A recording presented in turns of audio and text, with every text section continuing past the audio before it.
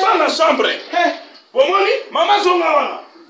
Pomoni, pas la chambre, Massassi. Oh, biso basoto le bagaba la chambre.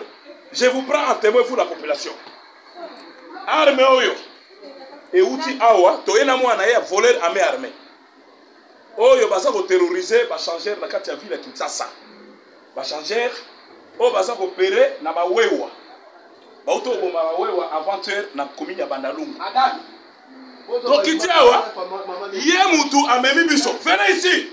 Oh na wana, t'écris bien. Maman Songa awa. Songa awa. Monsieur, je vais arrêter tout le monde. Otala munduki la bango. Malembe. Oh, afanda wana. Bosomona aibe. Otala. Pas les à la chambre. Na réformer la bango calibre.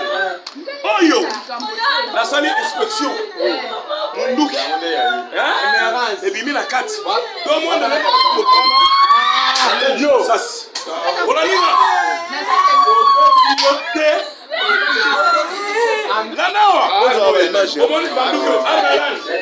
osa soda, osa la gani, osa capacité,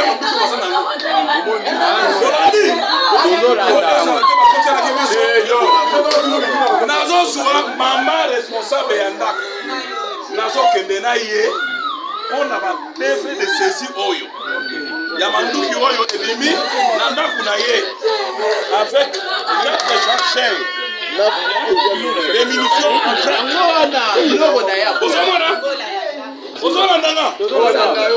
est-ce que police criminelle ça vous savez un peu bino population il faut vous dénoncer kaba mais non yo dozolo bakero au Congo il y a l'insécurité vous devez dénoncer vous omona na ba bombe ya calibre encadrer sala libanda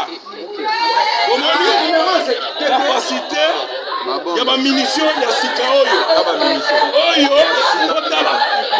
Massassi, maman, na compétition libo. Ozomona. Bon, Massassi na bango ya oyo. Capacité. Après bon, quand on se met à trouver, on va aller au Kojamboka. Population va aller au Kojamboka pamba. Mais puis sur service d'ailleurs, vous allez derrière tout le monde. Il y a un religieux civil. Merci pour la vie de la population.